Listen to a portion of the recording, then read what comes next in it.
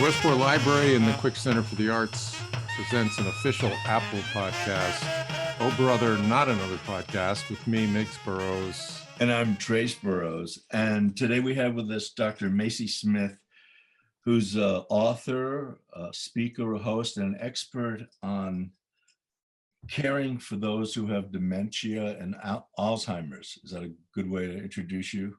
It's perfect. That's who Good. I am. So, Miggs, you want? I have a lot of questions. Yeah, well, let's start off. I think a lot of people, I think it's probably the question maybe you get asked most. What's the difference between dementia and Alzheimer's?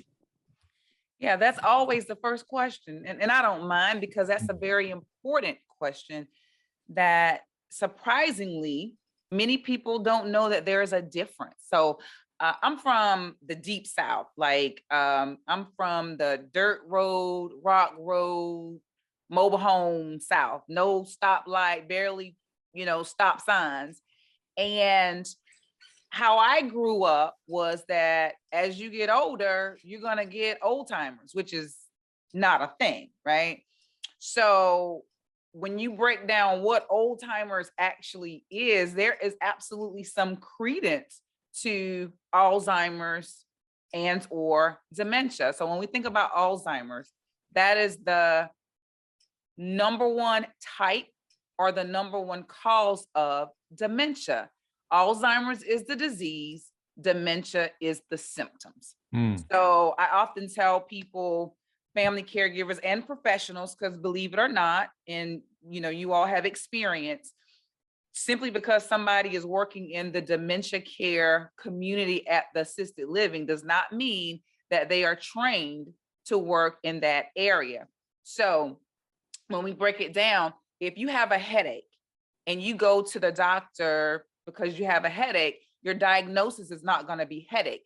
Your diagnosis is going to be what's causing the headache. The headache is a symptom, such as dementia, but what's causing that headache is the actual diagnosis. It could be an infection. It could be other conditions. Could be a brain bleed, an aneurysm, what have you. And so Alzheimer's is the number one cause of dementia.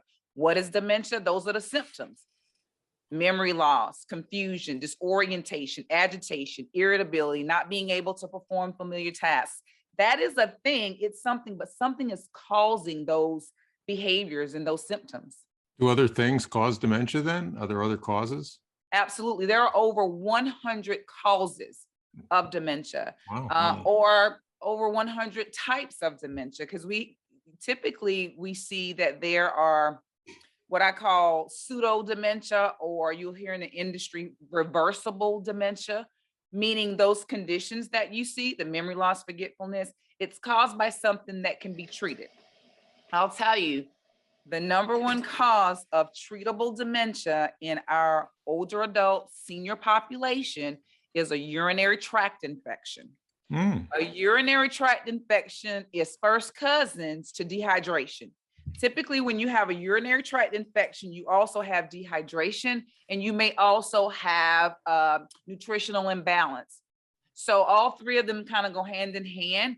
And when you have a urinary tract infection, an older adult, whether they have dementia or not, the behaviors and the responses, because we all have behaviors is a verb, it's not a noun.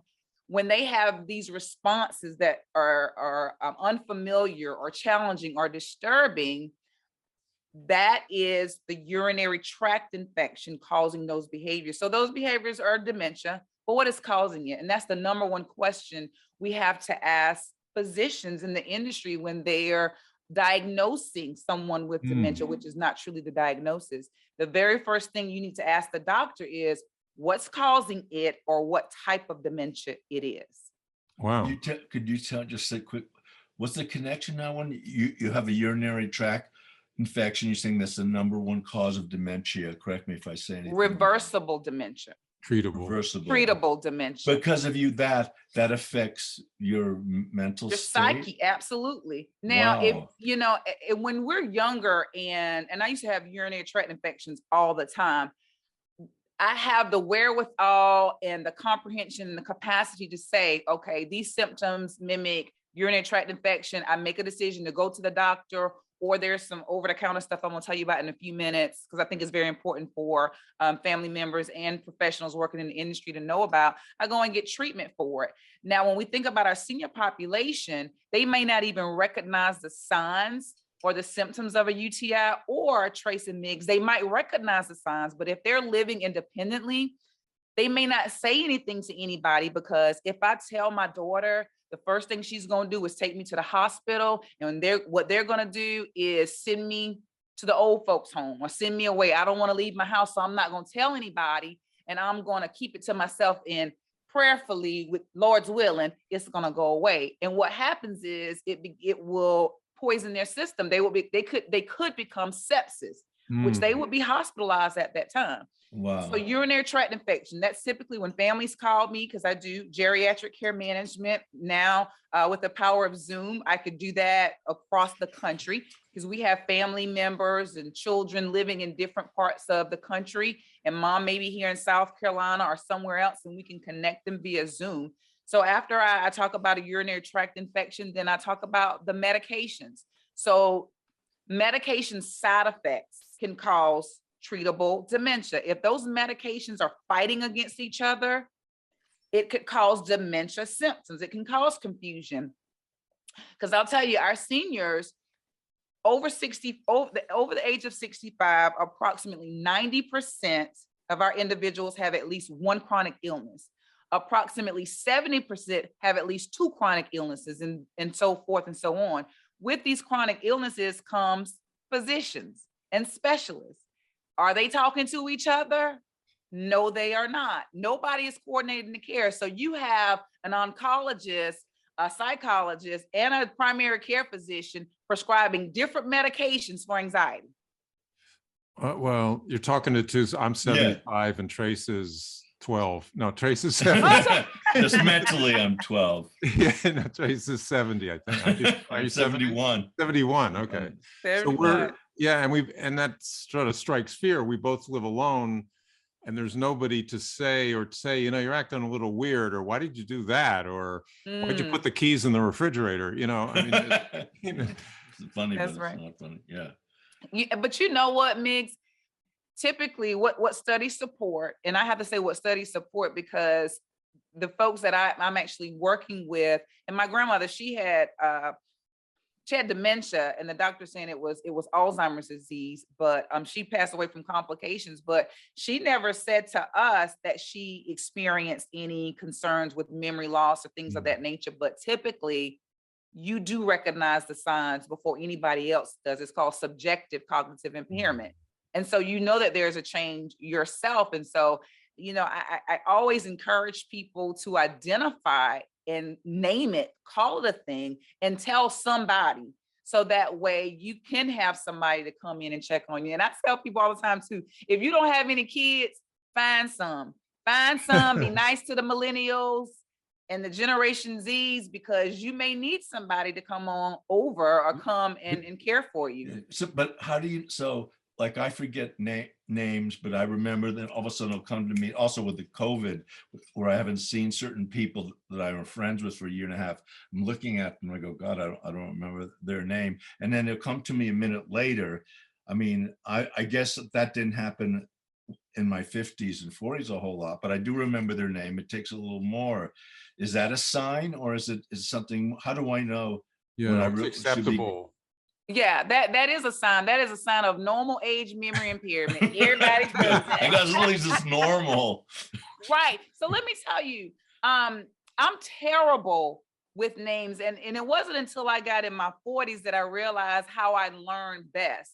I'm a slow learner. I didn't know that when I was in school, but I absolutely have to put together names with faces, I'm an auditory learner. I'm actually an auditory print learner. I have to see it has to make sense. And I forget names all the time. I have to see you at least 3 times and say your name 3 times before I can remember. That's normal age memory impairment, because you can revert and think back to, where you last left something, or you can make word association, or you can use semantics to remember things. Everybody is different, but just memory loss is not a sign or symptom of a progressive type of dementia. It has to be memory loss plus the loss of another functioning ability.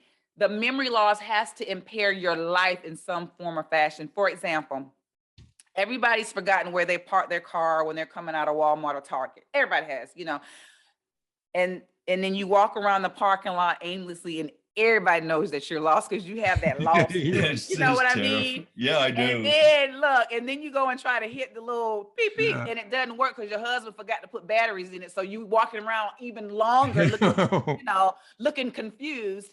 And so that's normal. So you find the car, you're like, okay, I found the car, crank it up, you go home. This is where it could be dementia or something that's impairing the cognitive state. When you find your car, you get in your car and you don't know what to do next. Oh, that's, yeah. That And that's scary. That's because scary, now you didn't just forget where you parked your car. Now you don't know what to do when you find your car. Yeah, those were the first signs of our mom. Yeah, I think she had age related. I mean, she really didn't. When do you think she really get dementia? In her 90s? Yeah, she in her lived to 90s. 102. But yeah, and the first sign of it when we had to take her license away. And I know in one of your talks on your website, you talk about the most traumatic thing for someone is to take away their independence. Mm-hmm. But it was a matter of saving their life. It was either, of course. And my mother did. She fought, and Yeah. I hate. She said, "I said, Mom, this is sick. I'm gonna say it anyhow." Just say it, Trace. I said, Mom, you could hit someone Yeah. while you're driving and kill them. And she says, I don't care if I go to jail. Yeah. So let me say this, right? It's like, dog, mama is gangster. I knew she had it. Yeah. So there's a way to do it. It's a way to do it with dignity and respect. And it's called tricking them. I mean, it's called planning. That's the medical term. It's called, I call it strategically planning. So, and I didn't even bring my book down, but I talk about this in my book, frequently asked questions. How do I stop mom from driving? The first piece of independence they get is that driver's license, and you're just gonna come in as my sons and take it from me. No. When you do that, you're stripping a piece of them. They're already losing parts and pieces of who they know now. And so what you've done, even though you're performing and you're putting things in place that's a safety measure, it's also restrictive and it's hurtful, right? So what do? Mace, are you telling me to let her go out there and drive and hit somebody or somebody hits her? No, you have to strategically plan. You have to prepare the environment to whereas she makes the decision herself not to drive. For example, the key that cranks up the car, remove it from the key ring. So the key ring looks the same. She goes to crank up the car. The key is not there. And she's, Miggs, have you seen my key? No, I haven't seen it. It's a therapeutic fib. I haven't seen it. And y'all are looking for the keys. By that time, she's distracted with something else. A lot of times they just want to know that they can get to where they need to be. They don't need to know that you're restricting them or taking something away from them because they're going to fight. And it sounds like your mama was a fighter. Yeah, very stubborn. Yeah, no, right. You're right. She's gonna fight. And that causes more anxiety than anything. And so I talk to people about setting the stage and preparing the environment. And I told a family that one time and they called me back and they were like, Macie, Dr. Macie, she has a new car, it only has that one key. And I was like, oh God, let me think, right? And so I said, okay, you can disconnect the battery, right? But don't leave the battery in there because people think that people with dementia don't have any brain cells at all and they can't think through anything. They see the battery, they see a disconnection. Guess what they'll do? Connect it because they're concrete thinkers. They see it. Right. So really it's just how to not restrict them, but to prepare the environment where they will make decisions that will offer safety. Now, what do you do? I have two, maybe I should back to back these questions, but okay, when you get to the sad stage where your parent doesn't recognize you and you're in the house and you're trying to help them, like, well, I don't know, anything, take them to the bathroom or shop how do you deal with that when they say, who are you? And that didn't happen to me. Did it happen to you, Miggs, with mom? Yeah, and actually, and Macie has I was going to ask her, she'll say what she said on her website. Maybe there was I think a brilliant thing that I wish we had known about, and my mother had known about a way to deal with that. My mother used to scold my father constantly. You know where that is, Bernie. What are you talking about? You just did that yesterday. How come you don't remember? You know who I am. I'm your, constantly argumentative, and which, and nobody knows how to deal with. But yeah, towards the end, she said, I don't know who you are, so I'm here to help you, Mom. I'm your son. I kept opposite of your advice, because I didn't know it then, was to try to convince her I was her son. Yeah. But you have a better solution. Yeah. So, and again, everybody is different. And so you have a toolbox of tools, and you pull out the tool that works best at that particular time. And so one of the things you don't want to do is play that guessing game. Do you remember? Do you know who I am? Because if she's looking at you like she doesn't, then she doesn't. They tell us exactly what they're feeling and experiencing. It's up to us to really listen to them. And so if she doesn't know who you are and she asks who you are, you just tell her who you are. Don't have her trying to use the brain cells that she has remaining, trying to figure this out, when you can take the stress out of all of that and say, hey, I'm Miggs, I'm your son. But it could go a step further, and she could say, no, you're not. Mm-hmm. How about, like, so my mother's in the hospital, I forget what it was, for something that, and the Norwalk hospital called us and said, your mother won't take the pills, come on down. And Miggs and I went down there, and there's 3 or 4, you got to take these, Mom. And she thought we were trying to kill her. She said, you're just trying to kill me. You're just trying to, I forget the reason why. Steal all my money and kill my money. And no matter what we said in the most, we try to make it simple and easy, and she would not be convinced. And so finally, after repetitively saying, why would we want to kill you, and trying to explain it, we said, we went out and told the nurse, we can't do this. And suddenly a second nurse walks by, runs in and says, Esther, take your pills. And my mother took them, like that. So let me tell you about that. Well, I'm gonna go back to, if Mom says, no, you're not my son, you don't argue and go back and forth, because you're trying to convince someone whose brain cells are deteriorating. You're trying to convince them and change their mind of something. Their mind is already changing due to no help from you. And so if she says you're not her son, guess what? You're not her son. I'm a nice man that wants to help you. Oh, that's right? Good. You play the role with the medication piece of it. So this is what I experience a lot. Everybody has roles to play. You're the sons. Your role is to be my son. Your role is not to be my doctor, to be my nurse, to be my housekeeper, none of that. So she may resist you in all those roles, because that's not your role. And maybe she did not take the medication from that particular nurse, because you don't know the interaction between her and that nurse. That nurse could have had a negative demeanor. They're very, very sensitive to nonverbal cues, not necessarily what the person says, but how they say it, how they look when they say it, the inflection in their voice. Let me tell y'all this. I had a daughter say to me, she said, Macie, my mom told me that I can tell the heart. Her mom had Alzheimer's. I can tell the heart of a person by the way they bathe me. By the way they bathe me.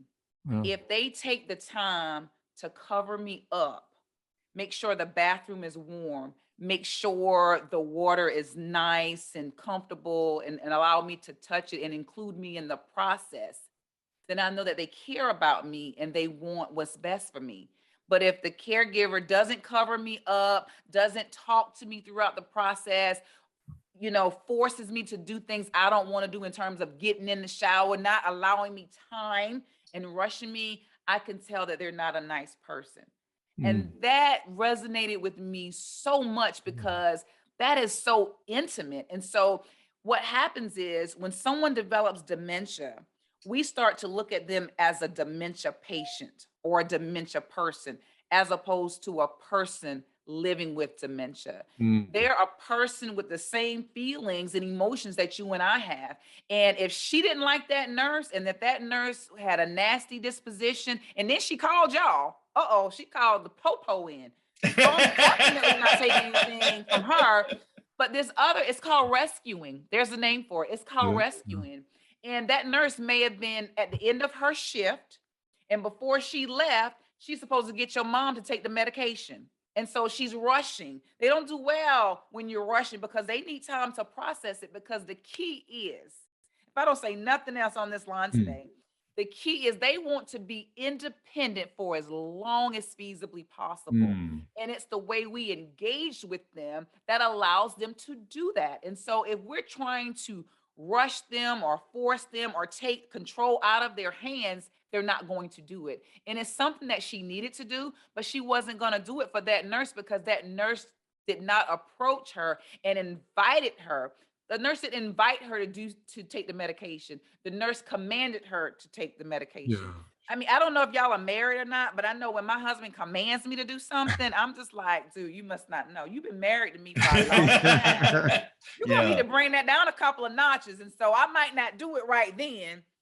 But when it gets a little nice and stuff like that, then I make the decision to do it. And so as we get older, and especially if someone has a cognitive impairment, almost everything has to be an invitation and not a command. Because if it's a command, they're going to try to take control over themselves. And you can't blame them because we do the same thing every day. Yeah, then it becomes adversarial. But no, the thing I love what you said in one of your things was that to be who they want you to be. Don't try to convince them who you are. If they say, I don't know who you are, and you said, something like, well, I'm here to visit, but I don't know you. Well, that's okay. I just wanted to say hello. That's right. Yeah. That's exactly right. I mean, if you've ever wanted to be an actor, care for somebody with dementia, that is your opportunity to put your skills into play. Because again, you don't want them trying to figure things out. They shouldn't have to. Yeah. You be who they want you to be at that particular time. In some cases, I've had some where the direct support staff reminds the resident of the husband's other woman. So she wasn't gonna come in and try to give her any medication or food. Because you look like the mistress. And if you look like the mistress, guess what? Yeah. You are the mistress. And so we have to really step into their reality. When you're caring for someone with dementia, personally or professionally, their reality is the only reality. Yeah. You can't impose your reality because we have a fully functioning, accommodating brain, and we can adjust. We can play the role. They can't. The role that they're playing is the best they can with what they have. And those brain cells are deteriorating. Their brain is getting smaller and smaller with more gaps and more widening space. And so there's no connection there. They're literally doing the best they can with what they have. Yeah, towards the end, my mother, one of her things was she thought Miggs was the head of the postal system. Like I came in to see her. What I'm not. Yeah. Yeah, you got fired, Miggs. Oh, I didn't know about you're right. You're promotion. I'm not wearing my hat, but And then she thought I had come I was a singer, so I went there and sang a song with a guitar player, whatever. And then she thought that she told Miggs or told me that a limo came, took everyone from the senior center, including me, brought to Broadway, where I did a show. Yeah. Broadway. Wow. And vivid imagination. Yeah, I wish that was a real thing. I love that.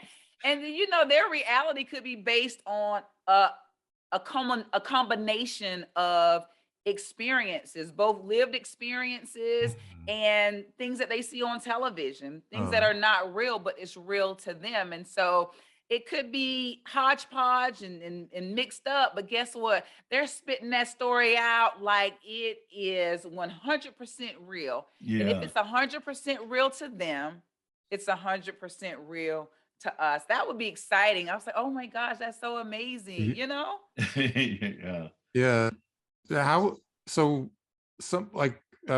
She used to take my father had Alzheimer's and he was 80. He died at 80 when he was 80, but it was pretty severe for a couple of years towards the end. And she stopped taking him out. But when she did, just try to take him out because she needed the relief to go to a restaurant. And he would like eating peas with a knife, trying to eat peas with a knife. So what do you say? You don't want to make a scene, but she would scold. That's the trouble. You know, she would scold him. Oh, you know better than that. Why are you eating peas with this? Blah, blah, blah, blah, blah. So what's the nice way to stop that, the embarrassment, or what they feel is embarrassment, you know, with. And, you know, and to your mother, in your mother's defense, you know, individuals with Alzheimer's and progressive types of dementia, they have moments of lucidity. When we think about the progression of the disease process, Alzheimer's tends to affect the short-term memory first. So they can remember 50 years ago when they had their first baby, but they can't remember if they took their medication that morning. They can't remember if you came over the night before. And so sometimes family members think that they just want attention, that they can do better, that they know better because they know some things. And so and my dad would do that to my grandmama. My dad would say, oh, you know, your grandmama just wants attention. You know, she ain't nothing but a hell raiser. And I'm just like, oh, I didn't know that. Tell me more, you know. But that's because she could remember some things and couldn't remember other things. And so if you're out at a restaurant and just saying you're in your dad's situation trying to eat peas with a knife, now this is where you step into their reality. If it's not frustrating for him, if it's not a problem for him, then it's not a problem for anybody, right? And that's a hard pill to swallow. If your communication about the person who's living with dementia begins with I and ends with me, you're not going to do well because you're not focusing and putting that person first. So if he had fun trying to cut the peas and they flying everywhere, guess what? Leave him alone. He ain't hurting nobody. Yeah. Now, if he started to get frustrated because he couldn't get the peas, then what you would want to do, you didn't even have to say anything, but maybe kind of distract him or whatever, talk with him or sing or hum. During that time, you're sliding the knife out of the way, you're putting a spoon there. Again, you didn't say you can't, you won't, you need to, you better not. You just prepared the environment where they would be successful accomplishing a task. How do you deal with when they I know they can be aggressive. And my mom had issues with my dad, you know, the getting in. And also my ex-wife and her grandmother, you got to use the bathroom and they start, don't push, you know, don't lead me in there. You know, they think you're forcing them into the bathroom or something. Yeah. What do you do with that? So what do you do when they're with the bathroom or? Yeah, let's say it's a bathroom. We'll just pick that and you're trying to guide them in because you know they have to go for whatever thing you picked up. They said they wanted to, and now a minute later they forgot they said that, and you're saying, well, you need to go in here and you know.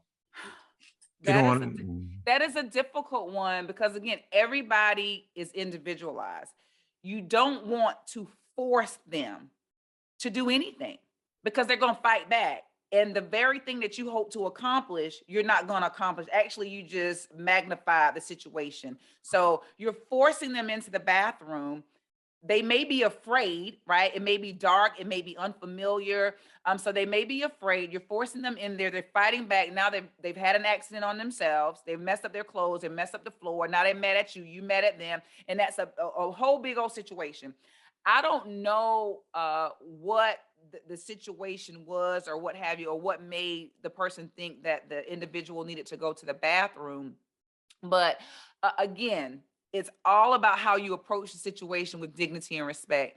It's always ideal to have a toileting schedule, right? When there is a toileting schedule or a schedule of anything and it's routine, the person who has dementia typically does it on their own because it becomes remote memory. But you have to establish that. Typically, you can establish that routine by just following their pattern. And so the biggest thing, Trace, is and I can't stress it enough, is really the communication and how you relaying the information to them. Again, if it looks like a command, it's not going to work. It has to be an invitation. It has to be inviting. The way the environment looks is important too, because it has to be well lit. It can't have any shadows. It can't be anything that looks scary. There can't be any type of obstruction. Just, you know, if there's something in the walkway toward the bathroom and it's a barrier for them, they may not want to even go that way at all. One of the worst things you can do is try to force them to put on adult briefs. If you're trying to get them to put on adult briefs to satisfy you or to make your life easier as a caregiver, it's going to backfire on you every time. They're not going to wear them. So a toileting schedule, a routine, making sure that it's well lit, that they know that this is the bathroom and the way to the bathroom, because they can get lost in their own house at any given point in time throughout the process, because sometimes our house looks differently. The way the sun rises and sets, maybe there's an overcast that particular day, the house looks differently. We all know our house looks differently at night than it does during the day. Sure. I can tell you, when I was a little girl and I used to go spend the night with my cousins, when my mama already knew when it got dark and everybody went to bed, I was going to be calling to go home, because this ain't the same house. So you think about yourself. I tell people all the time, you learn more about what someone with dementia is experiencing by walking in your own shoes. That's interesting. There's a great Seinfeld episode where he fell in love with this beautiful woman, but then he took her out and it was under harsh lighting and she looked like a monster. So people look differently too. I mean, in the lighting could be. You know what, Mix? That's an excellent point. I had a caregiver once who was going through chemo and she lost her hair. So the individual who had dementia remembered seeing her with long hair. And so when she lost her hair, she looked like a different person. And for someone with dementia, they're very concrete thinkers. If you look different, you are different. And so whenever they would go to bed at night, he would leave because he wasn't going to stay with that strange person when the lights were off. And so she ended up getting a wig so that way she can look like the same person. And that handled that. That's interesting. Well, we've only got a few minutes left. So first I want you to just mention your wet. Well, Trace. I got one rule for Okay. I've been meaning to ask that I was waiting. Okay. Yeah, go ahead. How does someone lower their risk of getting dementia? I saw that notice. Oh, that yeah. title on your site. I thank you for asking that question, because what we know now is that approximately 1/3 of the over 100 types of dementia that we see could possibly be prevented. I think you already know what I'm getting ready to say. Lifestyle changes, what you choose to put in your mouth, lack of exercising. So you want to be, I don't believe in dieting. So you're not going to ever hear me say a diet. You want to ensure that you have a well-balanced meal plan. Not gonna say don't eat certain things, but it has to be well balanced, because we do need fats, we do need salt, we do need sugar, but it needs to be well balanced. I love the mind diet, and I'm only saying diet because that's the name of it, because when you build inflammation in your body, you're building inflammation in your brain that causes cloudiness, that causes some cognitive interruption. And so that continues to build if you don't change your eating habits. Exercising, when you exercise and you move around and you stay active, it's so many chemicals that are released in your brain, the serotonin, the dopamine, the endorphins. And so that's building up a healthy brain and preserving a healthy brain. When you preserve a healthy brain, because what's good for the heart is good for the brain, you do reduce your risk. Managing coexisting conditions. If you have diabetes, you have thyroid issues, if you have asthma, if you have COPD, you have to appropriately manage those conditions effectively, because it will reduce your risk. Make sure your blood pressure is at a low. Make sure your cholesterol level is at a low. I got my physical 2 days ago. Actually, it was a competition. My husband, he has a metal and recycling center, and he is always like, So I was like, dude, I know your blood pressure high. His blood pressure is like 119/70. I was like, the devil is a lie. So I got mine yesterday, and it is great. It's 117/70 something. So you got to make sure that those levels are where they need to be. And you ultimately do reduce your risk. Staying socially engaged, exercising your brain, playing brain games, thinking. Now, I'm not talking about crossword puzzles, because let me put this on notice. Word find, that's what I'm talking about. Word find does not challenge your brain at all. The only thing you're doing, you're finding the words that you're looking at. But when you're doing word puzzles and word problems and things of that nature, you're thinking. So when you start thinking about things, you're firing off those neurons, you're building a cognitive reserve. So if you were to get Alzheimer's, you have so many neurons in there that you can accommodate for your losses. If you forget to the word to iPhone, you may choose to say cell phone because you built up this cognitive reserve, and you can maintain your independence for even longer. But studies do support that when we manage a healthier lifestyle or have a healthier lifestyle, we reduce our risk of developing dementia. That's really great to know. Wow. Yeah.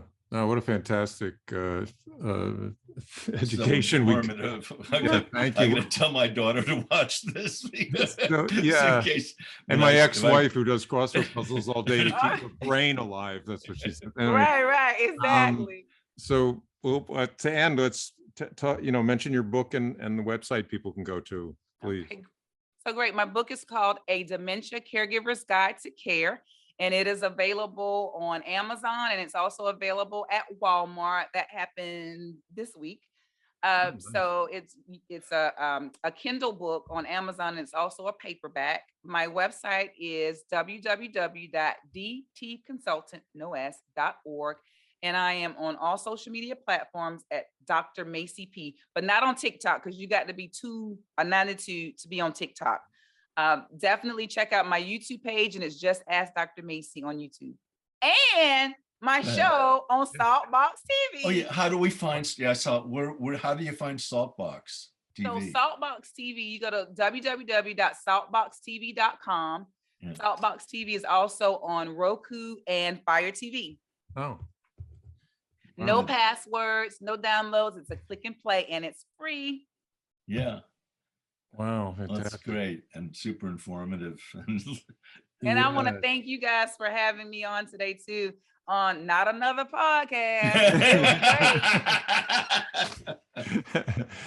Well, you should be on every show everywhere. So I've never, I watch the shows and, the informative some daytime talk shows and whatnot. I've never heard any. I've never heard all this. So informative and helpful. So thank